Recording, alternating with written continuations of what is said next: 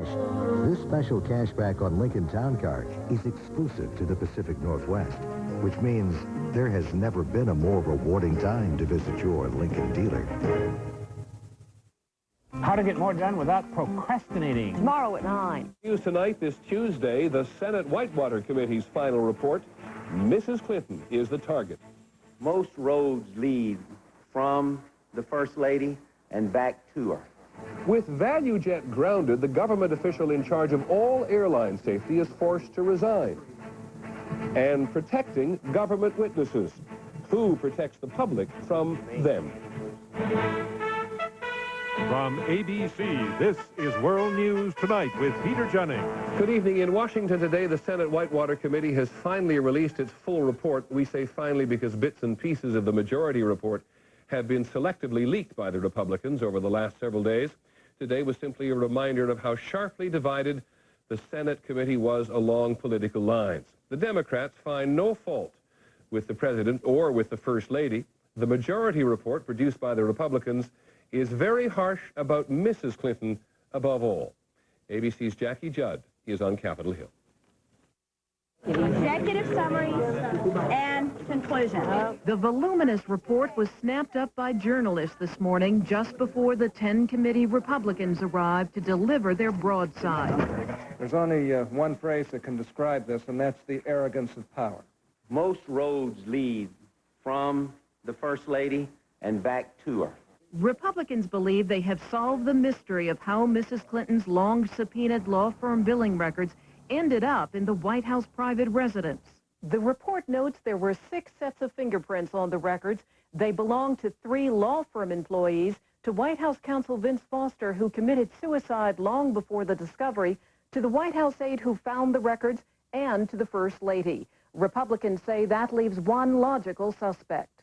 The committee does conclude that Mrs. Clinton is more likely than any other known individual to have placed the billing records in the book room in August of 1995. Republicans also noted that Mrs. Clinton is one of the few people with access to the book room, and they allege she had, quote, a powerful motive to conceal the documents, which reflected her work for what federal regulators later called a phony land deal. Committee Democrats were furious by it all. Time and time again, the majority has made clear that they intended to get the First Lady through direct attacks, but also in the form of sly innuendo and nasty implications. Democrats conclude that given the fallibility of individuals' recollections and the passage of time since last summer, it may never be known who put the records in the private residence. What counts, they claim, is the records were eventually turned over and show Mrs. Clinton had nothing to hide.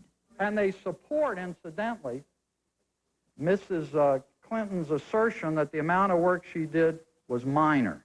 One after another, Democrats said that the Republicans' charges are rooted in politics. The Republicans are trailing in the polls, and therefore they will throw as much mud as they can at the First Family. The Republicans did not go as far as to accuse the First Lady of obstruction of justice. In the past, they've said that would be up to a grand jury, which also is investigating the billing records discovery. Jackie Judd, ABC News, Washington. Mrs. Clinton is at the center of this investigation along with her husband, partly because she had such an independent life of her own, first as a private lawyer in Arkansas, and then as an extremely active and politically involved First Lady. ABC's Michelle Norris tonight on some of the questions. The question started from the very beginning, when the Clintons were campaigning 4 years ago. Can we ask Mrs. Clinton? Sure, ask her whatever you want. On the issue of Whitewater, Mrs. Clinton denied representing her partner Jim McDougal's bank before Arkansas state regulators. My firm has done work for the bank, that's right, and I have done work for the bank not related to the state at all. But the billing records recently found in the private quarters at the White House contradict that claim, showing that she did contact the state's chief regulator on behalf of that bank. On the travel office firings, 2 years ago, the First Lady claimed under oath that she had nothing to do with it. And again, that claim was challenged by a memo from a White House staffer which quoted Mrs. Clinton as saying, "We need those people out, we need our people in." And in the wake of Vincent Foster's suicide, there was testimony that documents were removed from his office, a charge Mrs. Clinton denied. But under congressional inquiry, some of the First Lady's closest advisors undercut her credibility with a collective case of amnesia. I don't remember. I don't recall. I have no firm recollection. The Clintons accuse their critics of bombarding them with a never-ending stream of questions to keep them on the defensive. But an examination of the First Lady's statement suggests that problems like Whitewater stay afloat because while the questions keep coming, the answers often change. Michelle Norris, ABC News, Washington. The other major embarrassment for the White House is the matter of those FBI background files which were improperly obtained by the White House. The Whitewater Independent Counsel, Kenneth Starr, said he does not believe that he has the authority to investigate on that issue. Other inquiries, however, are not letting up. Here's ABC's Britt Hume. On Capitol Hill today, Anthony Marcisa, who obtained all those FBI files on behalf of the White House, came to answer questions from a House committee investigating the matter. At the time he obtained the files, Marcisa was on loan to the White House from the Army, but turns out to have worked in a number of Democratic political campaigns. Meanwhile, Marcisa's boss at the White House, Craig Livingstone, was on paid leave as of today, pending the outcome of investigations into the case. Livingstone was also a Democratic Party operative before assuming his White House duties. He said this afternoon he is cooperating with investigators. I have done nothing wrong, that no one asked me to do anything wrong, and that it's my full intention to cooperate fully with any investigative body on this issue. In light of the political connections of the two men who handled the FBI files, the White House was asked if it still insisted that collecting those files on Republicans was just a bureaucratic snafu. We have no information or evidence to suggest otherwise. Republicans on Capitol Hill, however, are increasingly skeptical the list of names used in requesting the files could have come, as the White House has suggested, from the Secret Service. I went over the files, the master files that the Secret Service has, and questioned them about the files. From that, I am confident this was not a Secret Service foul-up. And a former Bush White House official disputed the explanation that the Clinton administration needed those FBI files to reconstitute security folders that had been packed away by the outgoing Bush administration. If there was a need for some reason for the White House to obtain any files of holdover employees that might have inadvertently been boxed up and taken away with President Bush's records, those were readily obtainable. Privately, Secret Service officials say the list of names the White House used to call for those FBI files does not resemble any list the Secret Service's computers are set up to generate. Officials say they're mystified as to where the list could have come from and prepared to so testify when called before Congress later this week. Britt Hume, ABC News, the White House. In a moment, we'll have some of the day's other news. On the day that ValueJet suspends its service, a senior federal safety official is forced to resign. In Russian presidential politics, how Boris Yeltsin convinced the general to see it his way. And in the world's largest office building, why the guides never turn their backs on the crowd.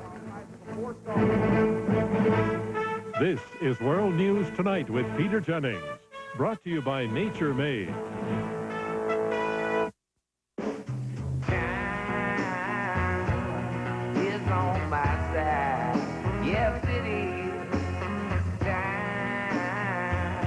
People today are living longer and healthier lives. And at Nature Made, we like to think we've been a part of it. As the makers of vitamin and mineral supplements that are recommended by pharmacists more than 1,000 times a day. Nature Made, recommended by pharmacists, made for a lifetime. Now here's good news for everyone over 50. It's not age that slows most of us down. It's usually not eating right. New Resource helps guarantee you get the nutrition you need to be your best every day. Improve your diet. Improve your life with New Resource, the liquid nutritional food. And here comes more good news. Resource is the only nutritional drink with fresh fruit flavors and no fat. Only from Resource. In Washington today, the Clinton administration has proposed changes in the federal agency which oversees the nation's airlines. The official in charge of safety at the Federal Aviation Administration has, in effect, been fired, and the agency itself may have its duties completely redefined. Here's ABC's Barry Serafin. Ever since last month's crash, controversy has swirled around the FAA and its oversight of ValueJet. Today, that controversy claimed a victim. In what is seen as a forced resignation, the FAA official in charge of regulation, Associate Administrator Anthony Broderick, has announced his retirement. He believes, and I agree, that it is in the best interest of this agency that he now conclude his distinguished service to the FAA. But some critics say Hinson and Transportation Secretary Pena are only trying to protect themselves. If they throw Broderick out as a sacrifice, perhaps that will take the heat off the FAA administrator and the DOT secretary. It's clear this is a political move. It's not a safety move. That move was viewed as political because assurances by federal officials that ValueJet was safe to fly have been contradicted by reports of widespread maintenance problems, then the grounding of the airline. Today, one of those who offered assurances said reforms are needed. Transportation Secretary Pena called for an end to what many have seen as the conflicting missions of the FAA, promoting the aviation industry on one hand and regulating it on the other. I am urging that Congress change the FAA charter to give it a single primary mission: safety and only safety. In the meantime, the FAA says it will toughen up the oversight of outside companies that perform maintenance work for airlines. Some members of Congress are still skeptical, and FAA officials are expected to be grilled at a hearing next week. Barry Seraphin, ABC News, Washington. This is Rebecca Chase in Atlanta, where today ValueJet President Louis Jordan defended his airline as safe. If I didn't believe ValueJet should be flying today, I would have grounded it myself without any discussion with the FAA whatsoever. Safety is, has, and always will be number one at ValueJet Airlines. Jordan claimed his airline had received an overly aggressive inspection from the Federal Aviation Administration. And that ValueJet Airlines is also a victim, and ValueJet people are a victim. At the Atlanta airport, stranded passengers were offered full refunds, but no guarantees. Now I got to try to find another airline. They're going to charge me the same thing. And the news today was especially bad for ValueJet employees. So as a practical matter, virtually all of the 4,000 people of ValueJet are receiving notices that we have no jobs for them at this time. As one of the most profitable airlines, ValueJet reported a $254 million profit last quarter. But in heavy trading today, ValueJet stock lost half its value. Still, Jordan has vowed to rebuild the airline. He said he hopes to get ValueJet back in service in the next 30 days. Whether Jordan can meet that schedule will depend on convincing the government that the airline has met its safety standards. Rebecca Chase, ABC News, Atlanta. There has been another fatal crash involving military aircraft. At Fort Campbell, Kentucky, 2 U.S. Army helicopters crashed after colliding during training exercises. Fire and police units rushed to the scene, where officials say the chopper's rotor blades had become entangled just as members of the 101st Airborne Division were descending by rope to demonstrate an air assault. 6 people have died and 16 have been injured. On our health report tonight, news that a drug already effective in treating heart attacks can now be used more widely. The Food and Drug Administration today approved Activase, which dissolves blood clots for use in treating people who have a stroke. Your doctor will know the details. After our stocks report, the Federal Witness Protection Program. Now it is the public that may need some protection.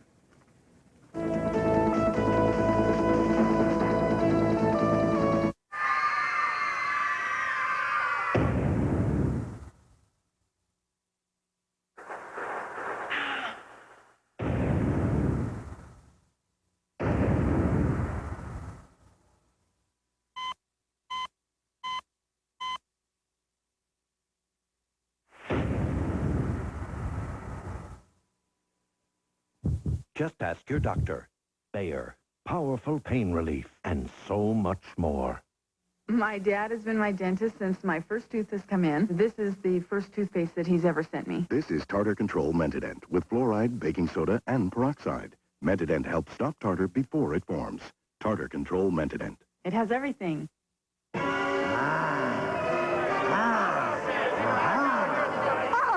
Sounds like it's constipated again. To the castle! Don't let constipation turn you into a monster. Get Colis. Thanks to to Sprint Business, there's a company that makes more flowers pop up instantly all over the world. Sprint helps us grow faster. Because FTD uses Sprint's global data network, now florists transmit orders instantly between 143 countries. So, FTD processes flower arrangements in half the time. And business has blossomed all over the world. We'll help your business do more business. Call Sprint Business. When gas pain, pressure, and bloating tie you in knots, don't make the antacid mistake. Take this little pill instead. Maximum Strength Phazine. There's more gas relief in one Phazine soft gel than in a whole bottle of regular Maalox. All this Maalox can't get rid of gas, but with the liquid medicine in just one Phazine soft gel, the gas is gone. Take Phazine, and the gas is gone. Tonight on Nightline, when does a child who commits a crime land in the penitentiary? When it's murder. Searching for answers to juvenile violence, young criminals, adult punishment. Our focus on Nightline tonight. 2 more black churches on fire in the south last night, nearly simultaneous fires 4 miles apart near the town of Kossuth in northeastern Mississippi. Federal and state agents on the scene today suspect arson. And then this afternoon, an incendiary device was found on the lawn of a mostly white church in the same community. In Atlanta today, Ralph Reed, the executive director of the Christian Coalition, told a group of black clergymen that he would try to raise $1 million to rebuild and protect black churches. In the last few days, Mr. Reed has made the point several times that many Christians have let black Americans down. It is a painful truth that the white evangelical church was not merely on the sidelines, but in many cases on the wrong side of one of the most central struggles for social justice in this century. And early this evening, the House of Representatives unanimously passed the Church Arson Prevention Act. That makes it a federal violation if a religious establishment's property is damaged because of its racial or its ethnic makeup. In California today, the first criminal charges linking Ted Kaczynski to specific attacks by the Unabomber. The 10-count indictment accuses Kaczynski of transporting and mailing explosive devices with intent to kill and injure, and it covers 4 bomb attacks that killed 2 people and injured 2 others. In the Congress today, for the first time in more than a decade, there has been a hearing to examine the federal witness protection program. Not long ago, we uncovered how the program may be putting the public in danger. The public in danger, and the evidence is accumulating. Here's ABC's James Walker. The Senate hearing was expected to evaluate the effectiveness of the Justice Department's $60 million a year witness protection program. What statistics are kept by the department? Very little. Why? It's very difficult to accumulate these statistics. Under the secretive program, a confessed mobster, Sammy the Bull Gravano, was let out of prison, given a new identity and living expenses, in return for testimony that helped convict Gambino crime boss John Gotti. Gravano, who admitted that he murdered 19 people, is one of more than 6,000 criminals living in communities unaware of their past. One of the few statistics the Justice Department does have is that up to 23% of protected witnesses, almost 1 in 4, have committed crimes after they have been relocated. But Dennis Fitzgerald, a former drug enforcement agent who has studied the program, says that number is low. And a very small percentage of the crimes that are committed are actually detected. So I would say that 23% is probably just the tip of the iceberg. Justice Department officials were not even asked in today's hearing about murders and other crimes committed by those in the program. But news reports have documented at least 20 killings. Anytime a protected witness is placed in an community unaware of the type of individuals placed there, it is like a ticking time bomb. Frank Balderson's son was one of 6 people murdered by Marion Pruitt in 1981. Pruitt was in the witness security program. So was Nicholas Matola, who murdered a man in Spokane, Washington in 1991, and Michael Burnett, a career informant who hired killers from his cell in the Brooklyn House of Detention in 1994 to murder a woman scheduled to testify against him. But after the 3.5-hour hearing, there was still no clear indication of what the government had done when it learned about those murders or what it intends to do now. James Walker, ABC News. When we come back, the Russian handshake that might help President Boris Yeltsin win the next election. Bobby said he beat you. He's such a kidder. He wasn't kidding. Well, maybe he just got lucky. 3 in a row. Well, maybe we need a new game plan. Introducing New Ensure Light. #1 doctor recommended. Low in fat and only 200 calories. Complete balanced nutrition to help you stay healthy, active, energetic. I think I'm ready for another. Another chocolate? Oh, another game. New Ensure Light. Drink to your health. Lysol Disinfectant Spray introduces crisp linen scent. Use number 99, Junior's first night without a diaper.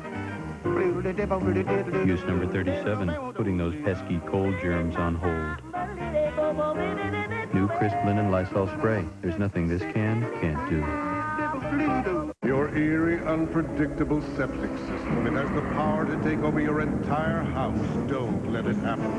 Today, there's Ultra Ridex Liquid. You can't buy a more effective treatment. The only one that eats both grease and paper. With maintenance that helps keep your system flowing to prevent backups. Control it with Ultra Ridex. Why pour, measure, lug, splash, and push to clean your hardwood floors when there's Mop & Glow Hardwood Floor Cleaner? Just squirt and mop. No dulling residue, no rinsing. It couldn't be easier. Mop & Glow Hardwood Floor Cleaner. One step and it's clean. And for no wax and regular floors, try Mop & Glow Floor Shine. It seals out dirt to make cleaning easier. Glamorous Hollywood? Not to me. For me, it's long hours and strange locations. Can't get slowed down by irregularity. My doctor says exercise, eat right. But sometimes a meal is whatever you can grab between takes. My doctor suggested Metamucil, the only leading brand with 100% natural fiber, like the fiber in healthy foods. Keeps me regular, gently, so I can give my usual award-winning performance. Metamucil, the doctor's natural choice for regularity. Overseas today in Russia, how best to co-opt your opponent. When a retired Russian general, Alexander Lebed, came in third last weekend in the first round of the Russian presidential election, he got 15% of the vote.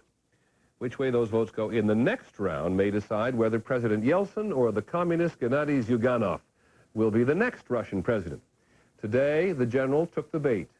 ABC's Gillian Findlay is in Moscow. A week ago, he was on the campaign trail criticizing Russia's president. Today, Alexander Lebed was at the president's side, presented as the new chief of national security. It's more than just an appointment, the president said. It's a union of two politicians. A profitable union. Lebed promptly predicted that at least 80% of his supporters would now vote for Yeltsin. The president's coup appeared to leave the communists reeling. At least one top party member sounded as though the race was over. People are not ready. People worried about the anti-communism ideas, and people worried that really it will be a big danger if a new communist, and I'm calling myself a new communist, will come to the power. So we'll have to wait. Lebed now oversees all of Russia's armed forces. His first move was to insist that the defense minister, Pavel Grachov, hugely unpopular over the war in Chechnya, be fired. He was, though he is one of Yeltsin's closest friends. With Lebed on board and support from Russia's other reform-minded candidates pretty much assured, the main obstacle between Boris Yeltsin and another 4 years in the Kremlin may now be getting the vote out. Gillian Findlay, ABC News, Moscow. In Israel today, Benjamin Netanyahu was formally made the country's new prime minister. That's him on the left. He called on his Arab neighbors to make peace with Israel, although on terms they've already rejected. Again, Mr. Netanyahu says no to a Palestinian state, no to returning the captured Golan Heights to Syria, and yes to more Jewish settlements in the West Bank. In New Zealand today, the Mount Ruapahu volcano erupted for a second day in a row. Spectacular, provided you kept your distance. Pilots have been warned to stay away. Volcanic ash can cause a plane to stall, obviously, if it gets in the engine. When we come back, walking the walk the Pentagon way. Irregularity. It disrupts a woman's body and unsettles her soul. Now there's a laxative that can change all that. For your body, comfort for your soul. Introducing Correctol Herbal Tea Laxative. Gentle, dependable overnight relief for your body in a delicious all-natural herbal tea that's destined to soothe your very soul. New Correctol Herbal Tea Laxative. Relief for your body, comfort for your soul. What can you do to prevent this gray? Introducing Thompson's Water Seal Wood Finish Colors. Natural wood tones block graying, and the waterproofing power of Thompson's protects the wood. Thompson's is protection. Sandwiches taste better when somebody else makes them. But you gotta make it with good stuff, like Healthy Choice cold cuts. There's less salt, only 1 gram of fat. So with Healthy Choice, I can eat what I like. Call me picky, just don't call me late for lunch. It's tough to describe a headache. You just want it gone. But not with aspirin. Advil's a lot gentler to my stomach. There's Tylenol, but 2 Advil work better on tough headache pain. There is Excedrin, but that's aspirin, and the ingredient in Tylenol, and caffeine. I don't want all that. I'll go with Advil. Advil contains the #1 doctor-prescribed pain reliever in its class. Nothing is proven to work better or last longer than Advil. Nothing. Advanced medicine for pain. I'm Steve Dunn. Local news is coming up next. Banks are cracking down on check fraud. See how they're putting their thumbs on a new way to protect your money. And Professor PC has tips and tricks to help you get along with your computer. Join us next. Finally from us this evening, a story from the Pentagon which reminded us of what was often said about Fred Astaire's great dancing partner, Ginger Rogers. He was great, but she always had to do it backwards. Not to mention in high heels. Now, if you don't quite get the connection to the Pentagon, ABC's Jack Smith will help. He watched the 2 millionth visitor take the guided tour today. At the Pentagon today, the man of the hour, or kid, was 9-year-old William Hoon of Lunenburg, Massachusetts, visiting with his mother, who fled Vietnam nearly 20 years ago. Cool. He got a certificate. He got to meet the Secretary of Defense and got to go on what he came for, one of Washington's most unusual daily tours. Please do not take pictures of open offices. If you do, your film can, and it will be confiscated by security. No picture-taking of offices here. This is not your neighborhood museum. And welcome to the Pentagon. And something else. These guides walk backwards. That's right. To keep an eye on the tourists in this building that's full of secrets, they walk backwards for the duration of the tour, an hour and a half.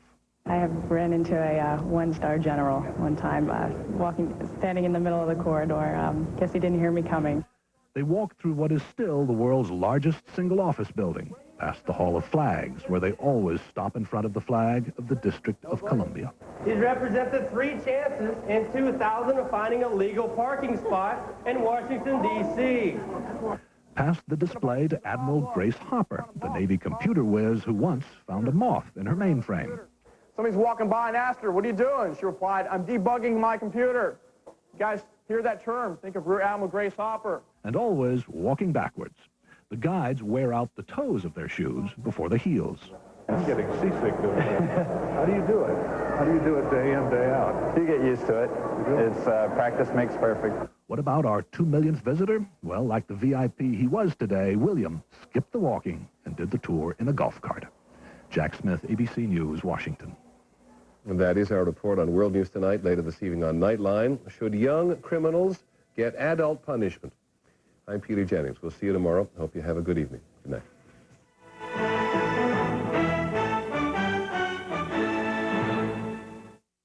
This has been a presentation of ABC News. More Americans get their news from ABC News than from any other source. It's a magical night with an all-new Disney special and 2 home improvements. First, it's Tim's Famous Tank Adventure on a special home improvement at 8/7 Central. Then, get an exclusive sneak peek at the